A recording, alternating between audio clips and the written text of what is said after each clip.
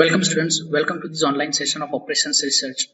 In this lecture, we are going to study about model number 4 and some examples based on staffing problem. So first of all, we are going to introduce model number 4. Then we will look into the examples based on model 4. Then we will introduce staffing problem and then we'll solve an example based on staffing problem. So what is this model number 4 concentrated on? Model number 4 discusses about the individual and group replacement policies. So two types of replacement policies are there. First of all, individual replacement policy and secondly, group replacement policy. So in individual replacement policy, what do you need to know is that whenever an item, a product is deteriorated, you have to replace it. If it breaks down suddenly, right, you have to replace it with a new one, and as and when required it is replaced individually. In group replacement, what's happening here is you have to replace them in a group regardless of not if they are failing or not. You have to replace them in a group after a certain length of time. So let's look into an example to understand the concept. The following mortality rates have been observed for certain types of light bulbs. The mortality rates are given week-wise, right? And the failing percentage is given. And it is cumulative, if you see here. At the end of 5th week, almost all the bulbs, light bulbs are broken down. Or you can say they fail. There are 1000 bulbs in use. So how many installed bulbs are there? 1000. And the cost is 10 rupees to replace them individually, right? But if you are replacing them in a group, it costs rupees 5 to the company.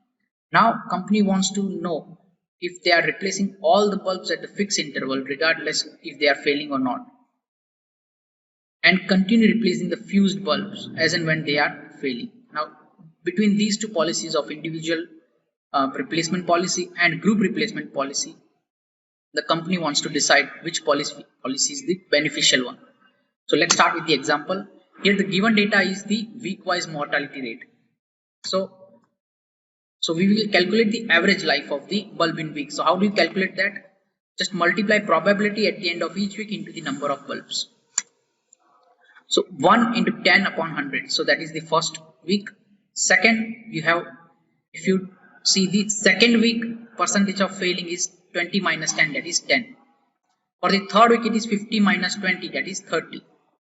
For the fourth and fifth week, accordingly. So you will get 3.5 is the average life of the bulb at the end of the week. Now, if you calculate the average number of replacements, just divide the number of bulbs installed with the average life of a bulb. So you get around 285 per week.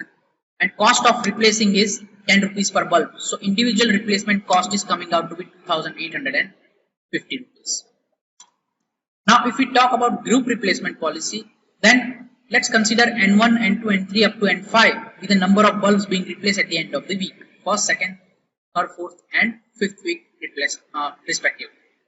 So for the first week, if you see N1 into the probability of the failing during that, so N1 is equal to N0 into P1, right?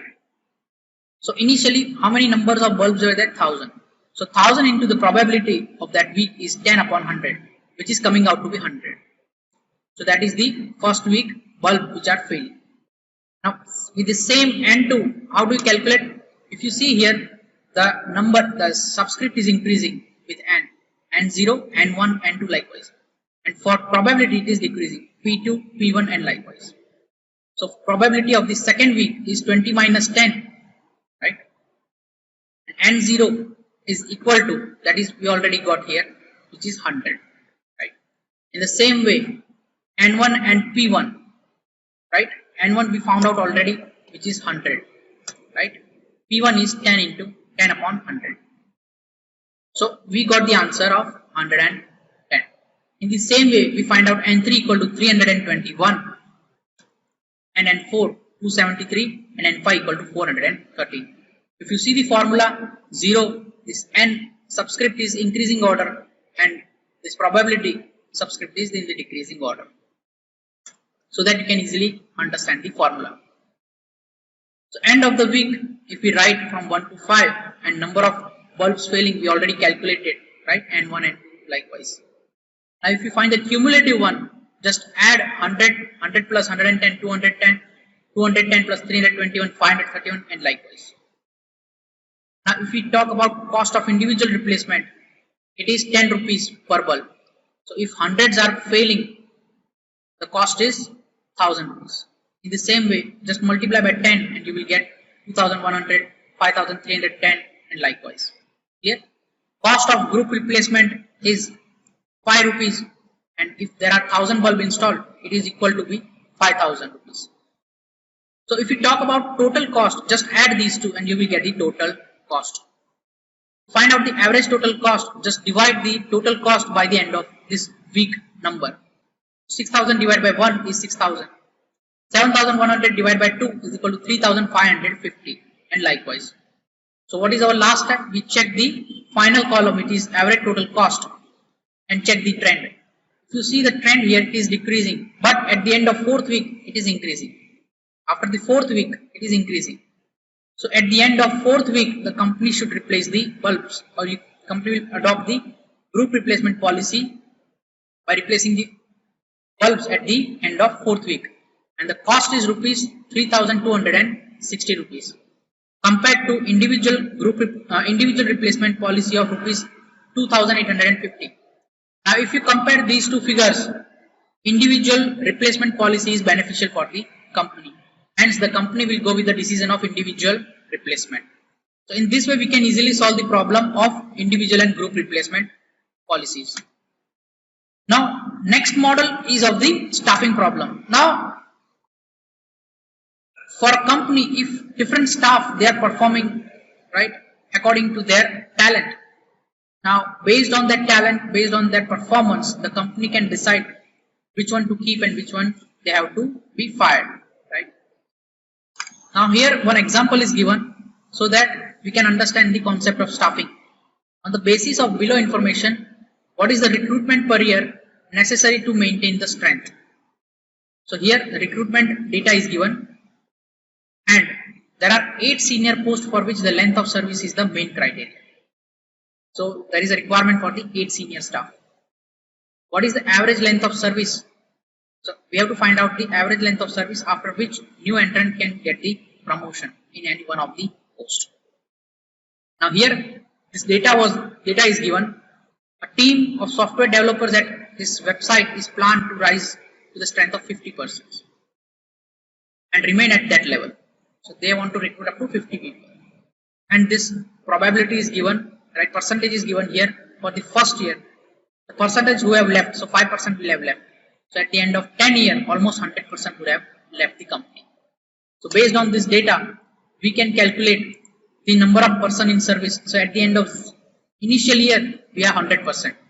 At the end of first year, we have 95, right? If we calculate about almost for the 100 people, so up to 10th it is 0. No one will be in service, right? In the same way, leaving, just you have to get the percentage values, right? And if you talking about the probability, it is this is 1, 0.95, this is 0.7, 0.5 and likewise. Clear? So in this way we can easily prepare this table based on the given data previously.